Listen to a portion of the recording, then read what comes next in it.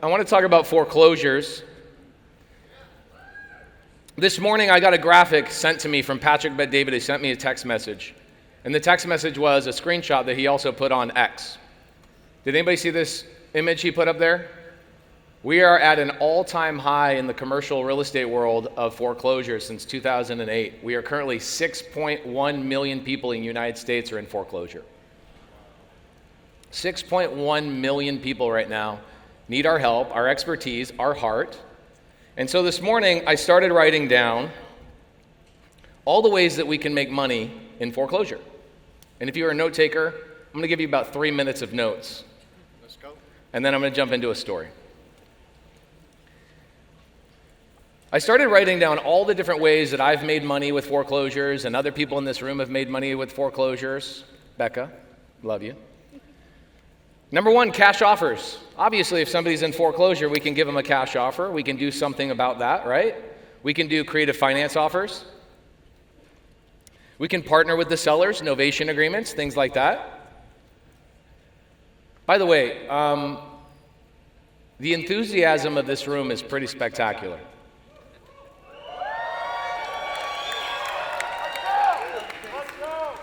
However, we can't have people standing on the chairs. We had somebody fall down yesterday because they were standing on chairs taking photos of Cody. Do you think it was a guy or a girl, by the way? It was a girl. I think the ladies love Cody even more than the dudes do, all right? So please, with the enthusiasm that you guys brought yesterday, I want to double it, but let's be safe. No standing on chairs today.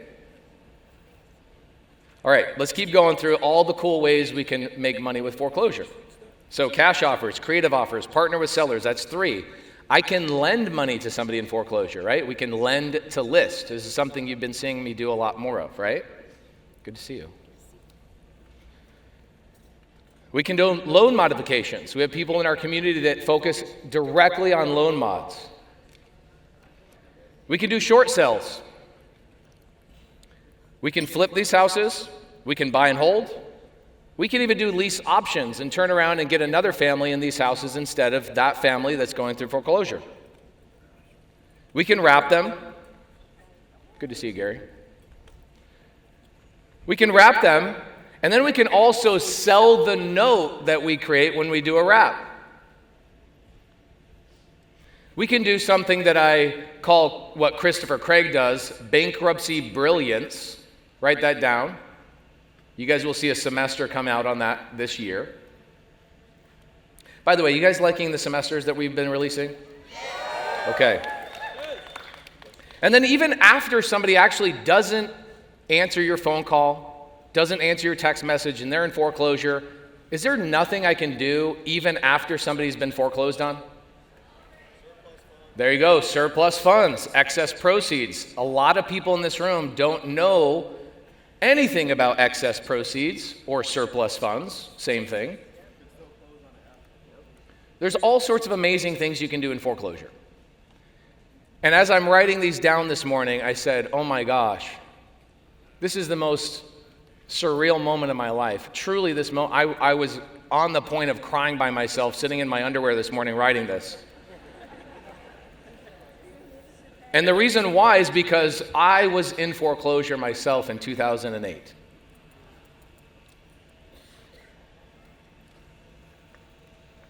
My brother had just hung himself. The only person that could identify the body of my brother was me. My wife at the time, now I'm a Mormon guy, so we save ourselves for marriage. It's a big deal to get married. We want to go have a family. And my wife, 2 weeks after my brother hangs himself, says, I don't want to have kids. My dad loses everything. I'm now taking care of 3 separate families, including my mom and 6 children that are still living in the house.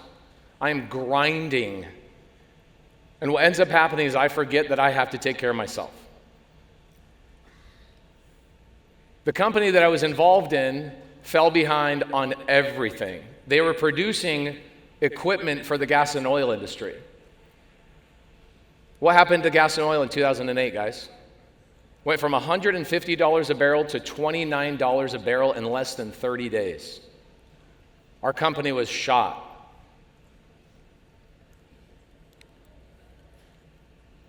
The owners of this company that I was working with abandoned the company, and here I am, just a mere procurement manager in the company.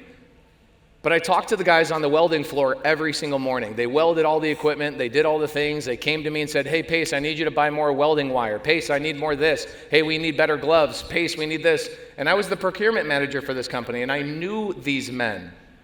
And when this company fell apart, and I was the only one that showed up to work, the owners of the company didn't. And I had to stand on a table and let these men know that their paycheck wasn't coming on that Friday.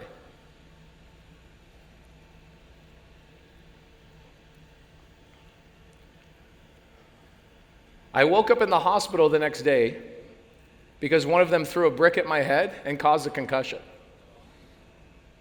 This is what was going on in my life in 2009. All right, well, I'm a doer, I'm an action taker. So what ends up happening is, and by the way, how many people have done foreclosure? You know these people are going through hell, and they need our help. So I go home one day and I look at all the business cards and all the things that are being sent to my house. People saying, we'll buy your house for cash. We can help you out of foreclosure. Hey, we know you're in foreclosure. People were knocking on my door. They were calling my phone. They were doing everything they could to get a hold of me.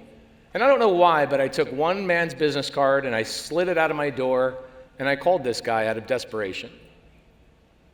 This man comes and meets me at my house that my wife now is no longer inside of. She had moved out. And I sit down with him. His name is Jason.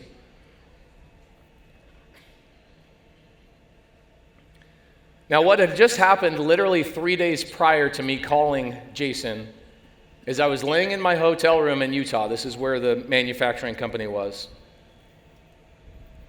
And I was getting ready to fly home to Arizona, and I had this moment where I just said, I can't do this anymore. My wife is leaving. My best friend, my brother, just took his own life. I'm supporting multiple different families. I've lost everything at this company, and I just woke up in the hospital a week ago because somebody threw a brick at my head. It was much worse than what I'm explaining to you right now. So what I did is I laid in this hotel room, and I wrote a letter to my brother Hudson, who's my younger brother right underneath me. And that letter was, I'm going to kill myself today.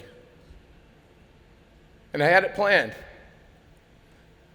I was going to take this little car I had, and I was going to drive head on into a wall, and I was going to end my life. Now, that's not the man you see today, obviously. But here's what happened. My mom called me. My mom has 12 children. She never calls me. She is busy, busy, busy, busy. And my mom calls me, and she says, hey, brown boy. That's what she called me in my family. I'm the brownest one in my family. And she said, hey, brown boy, thanks for answering my call. I just want to tell you I'm proud of you for becoming a man beyond my expectations. I was like, man, my mom sees something in me that I don't see. So I threw that letter away. And instead of that letter, I made that call. And I ended up meeting and sitting down with Jason. Now, what was cool about Jason is as I went through this meeting with Jason, Jason was explaining to me my foreclosure was nothing. I got it, man. I can take care of it. He was so sure of himself. He was dynamic, energetic, and most importantly, he actually wanted to help me. I could tell. He actually wanted to help me. So we struck a deal. And as I'm going through and we're signing the agreement, he's going to buy my house at a discount. I'm going to get out of foreclosure, and I'm going to get about $80,000 in cash, and I'm going to go and rebuild my life. That's where I was. I'd lost everything. And that $80,000 was something significant to me because it was basically going to buy me time. It was going to buy me time. So as I'm filling out the agreement, Jason says to me, he's like, dude, you really took incredible notes, you asked incredible questions. Why don't you do this with me? I said, well, what would that look like? He goes, I have an appointment right after yours. Do you want to go with me? What do you think I said? I said no. I was wearing gym shorts and flip-flops, and this is what I told him. I said, I'm not ready for that. Look how I'm dressed. And this is literally what he says to me. He looks me in the eye, he says, opportunity doesn't care what you look like.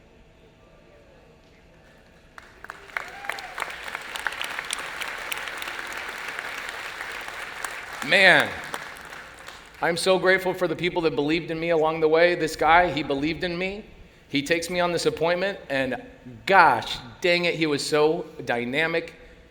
He didn't end up getting the contract with the seller. The seller decided they were going to go list with a real estate agent, but it was so fun being in that appointment. I felt like, wow, this is overwhelming. I don't know what that word means. I don't know what that is. Oh my gosh. And I just kept beating myself up throughout the entire appointment, And as we left, he says, how'd you like to work with me for the rest of the year? This is how much money I made last year. My response was, isn't the world falling apart? How can you make money when everybody else is losing everything? Everybody around me. And he says, well, a couple of things, Pace. Number one, you're not in the circles I'm in. When you see foreclosure and devastation, people that are prepared actually see the opportunity. I will make more money over the next 4 or 5 years than I did when there wasn't this going on because I have a lot more people to help. All right. So I had to go back into my text messages with Jason this morning.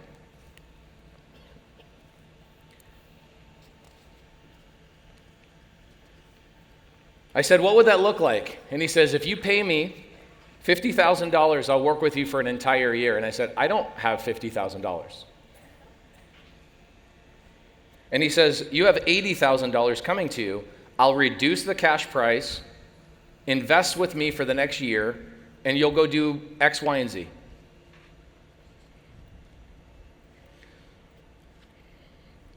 What do you think I said, guys? I said, I'll think about it.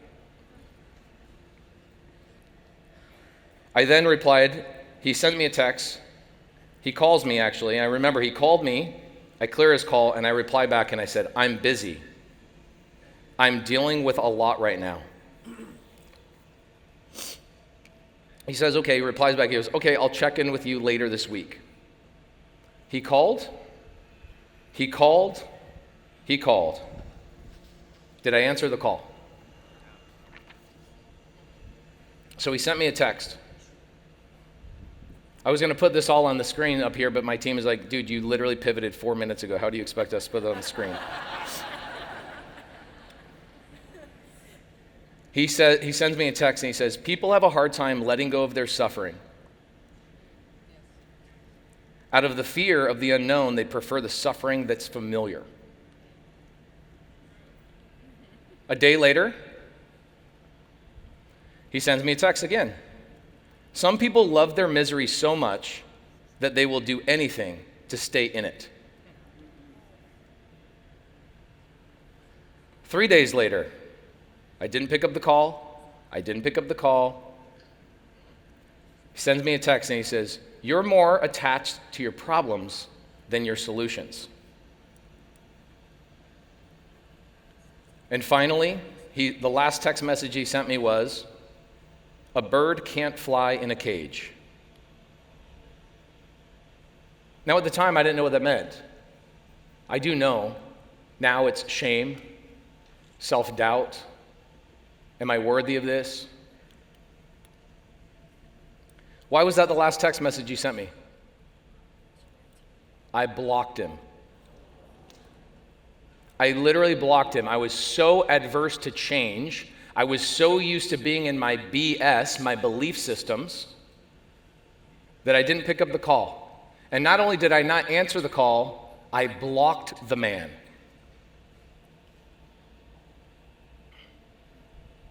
So what did I do? I went back to what I knew. which is exchanging time for money. I went and started a handyman business, started fixing people's toilet seats, their plumbing. I'd call them when they wanted me to show up. I'd answer their call. Why? Because that's where I believed I was supposed to be. My belief system, my BS was telling me I got to be in that spot. So, yesterday as Steve Harward's session, we were talking about do well so you can do good. I wrote down this morning, which made me almost tear up. I said, I did zero good from 2008 to 2012. I did nothing but pay bills. I wasn't put on this planet to pay bills, my friends. Were you guys? I did zero good from 2008 and 2012. Was I a good friend? Was I a good father? Was I a good everything? Sure. But is that the only reason why I was put on this planet? I wrote this down this morning too. I changed 0 lives for 10% of my life by choice.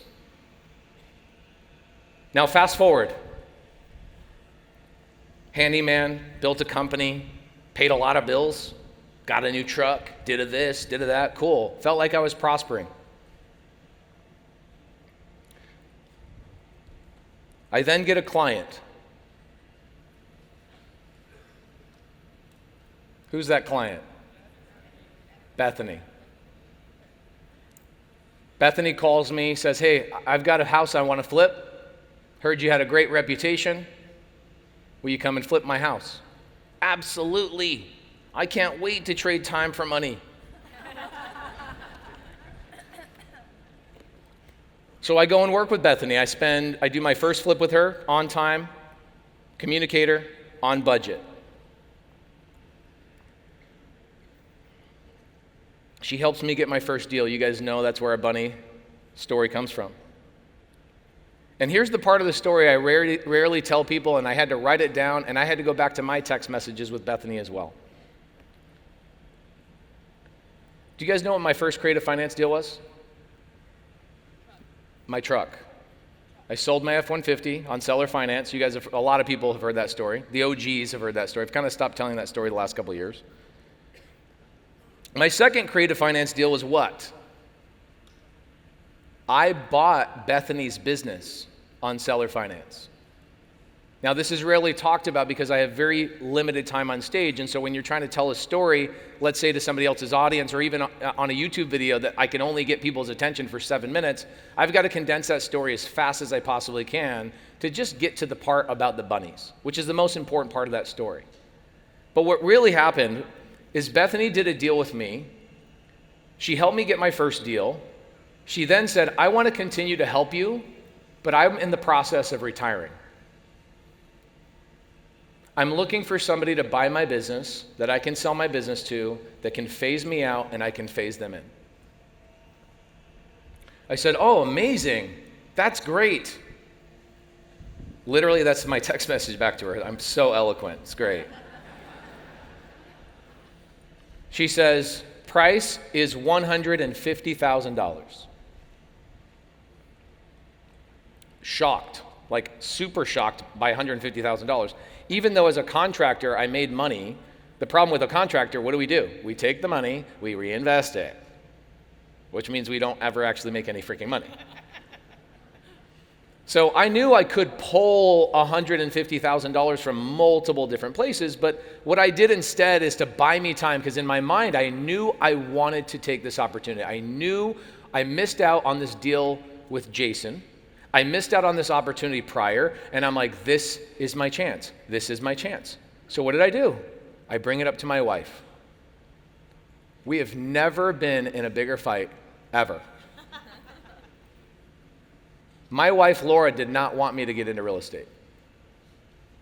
It was yelling, screaming, fighting. A cup was thrown at my head. Everything you can imagine. Please don't tell her I said that.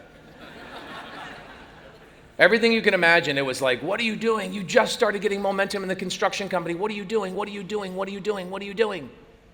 Anybody ever deal with that?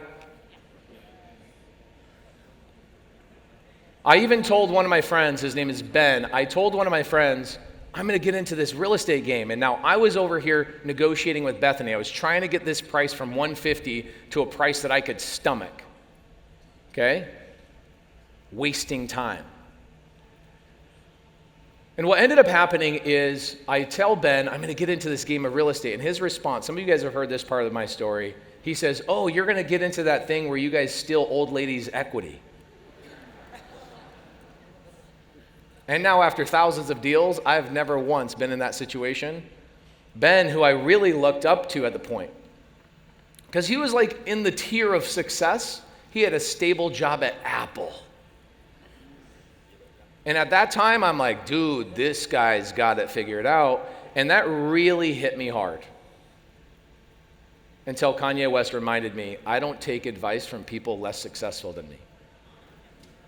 And at the end of the day, I said, I don't want to take advice from people less successful than I want to be. I don't want to be you. And I had this moment where I'm like, I'm going to do this thing. So I go to my wife, we fight about it, and I said, fine, I'm not going to do it. Bethany then says, Pace, I'll let you make payments to me. We can do seller finance. So what did I do? I said, okay, let me think about it. So she sends me a text message. I'll call you tomorrow. Let's sew up the details. She calls me. Did I answer the call? I didn't. She calls me again. The text message she sent me was literally this. Answer the call. 2 minutes later, right now.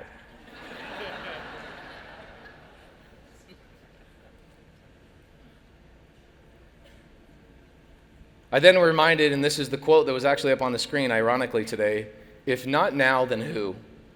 If not you, then who? If not now, then when? And if not you, then who? So I bought the business. And here's how this business was structured, okay? I buy this business for $135,000, and the way that she really got me pumped up is she said, you're buying my business. And I was really worried. I was like, well, what happens like when you retire? Like, what am I going to do? She says, Pace, you're buying into a business full of other people. We all know what Homevestors or We Buy Ugly Houses is, right? That's what I bought. I bought one of those franchises from Bethany. And so I actually jumped into a group of other people, 20 people in Phoenix, Arizona, that would pool all their money together every single month and spend money on radio, TV, billboards, Google ads, all that kind of stuff. So we would get together once a month. So I buy the business. I go to the training at the corporate headquarters. My wife doesn't know about any of this, by the way. She knows now.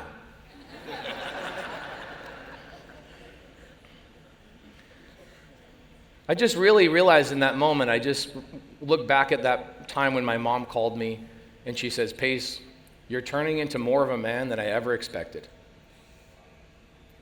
And the way I was raised is that I was supposed to lead the household. And at the time, I was putting off having kids. I was putting off buying a bigger house. And I realized it was because of the opportunities that were in front of me were based on the decisions that I was turning down and the opportunities that I wasn't jumping into. So I go to training. I'm sitting there. I told my wife it was like a construction convention. Which isn't a lie. We talked about some construction during the training. It was good. So I finish. I come back to Phoenix, and I go to the first meeting where everybody's coming together, the 20 other business owners in the Phoenix area. I walk into the meeting. I sit down, and the guy to my right slides a little quote over to me, a little piece of paper. I could hear him writing, tearing it out of his book, and he slid it over to me. And it says, will you unblock me now?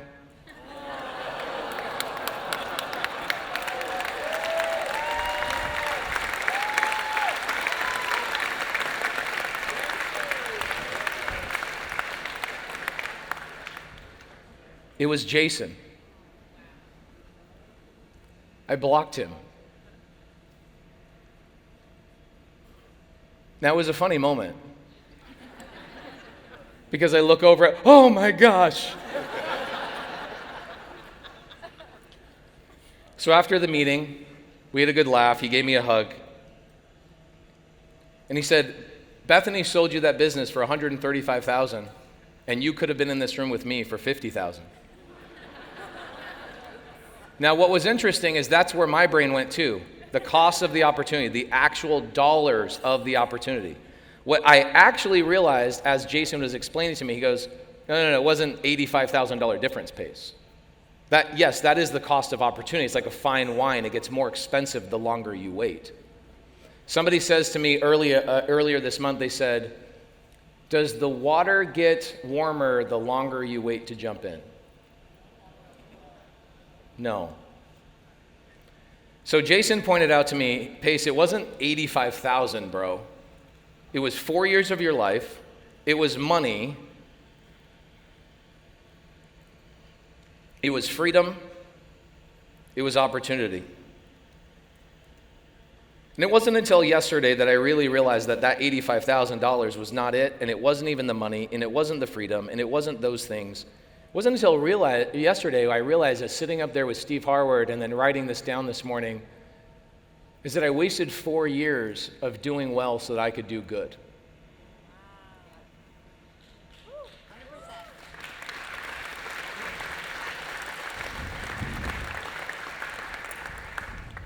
Now, I say things to you guys in this room.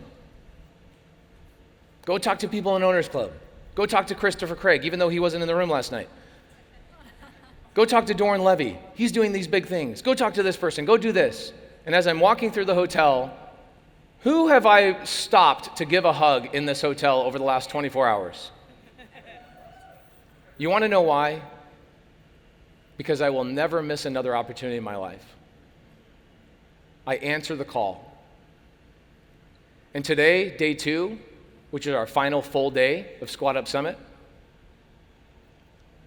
listening to these speakers, Jerry Norton, Doran Levy, Tim Story, and Dean Graziosi, I hope you guys all answer the call.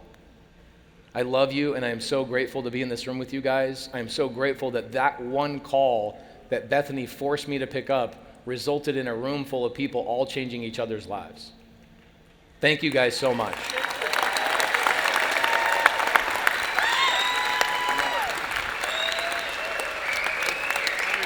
Love you.